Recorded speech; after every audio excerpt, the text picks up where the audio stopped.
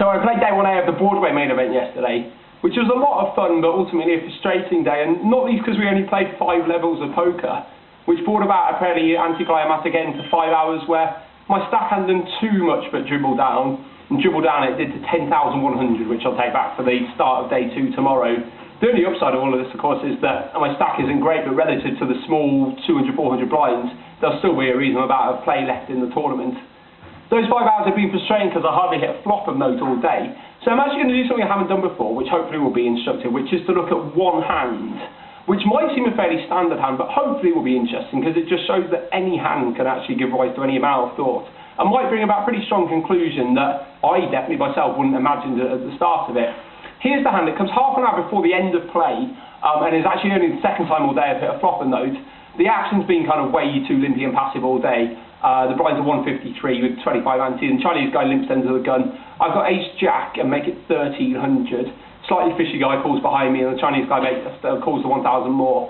So I feel that I've probably got the best hand. Going to the flop with a pot of 4,500 and a stack of 7,200, so only 1.5 pot-size bets in my stack, which means that the flop of Jack A3 Rainbow, giving me the top pair, top kicker, is a really big flop, and I think that's important to note. Really big because I only have 1.5 pot-size bets. So the range of hands which can give me 7k worth of action has way more hands that I beat than hands that beat me. Now I think at this point, after the Chinese guy checks to me, there are 4 options, and the interesting thing is they all seem viable. So if someone else had made them at the table, you wouldn't have batted an eyelid and thought they were wrong. And here are the 4 options. I think I can check to slow play. I think I can make a small bet of 1,500. A medium-sized bet of 2,800, 3,000 of my 7k stack, or move all in.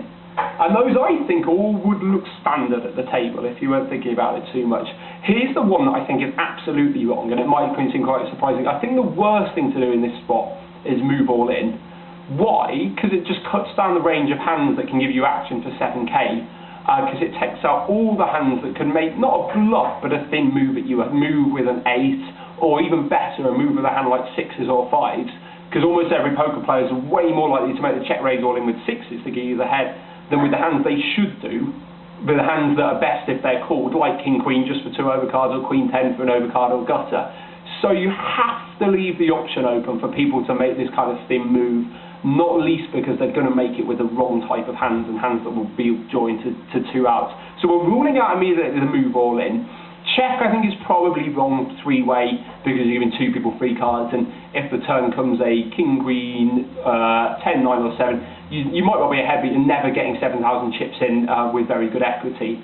So here's what I did, and then hopefully here's why I think it was wrong and what would have been better. Chinese guy checks, I actually make a small bet of 1,500.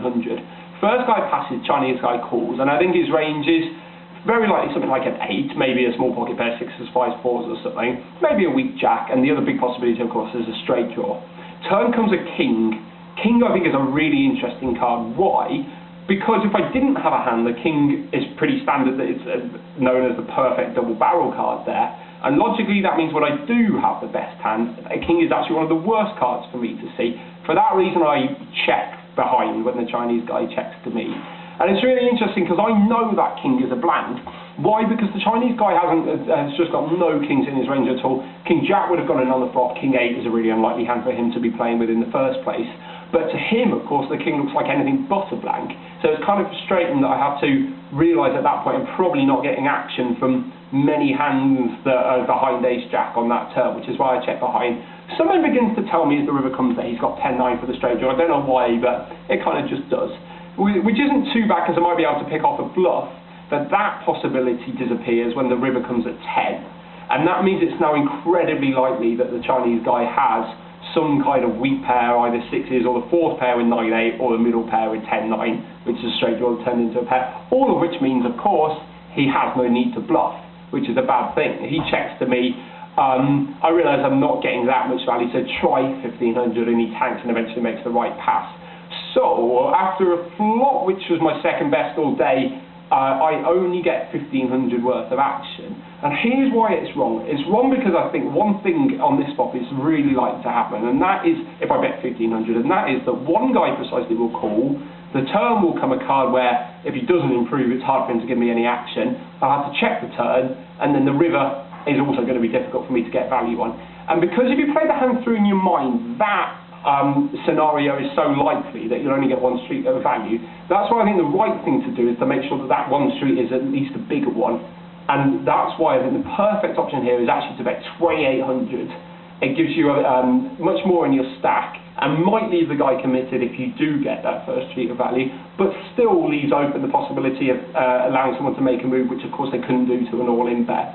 So hopefully that was interesting. Hopefully there'll be more interesting to come tomorrow and 10,000 can quickly increase. But whatever happens, there'll be an update at the end of Saturday.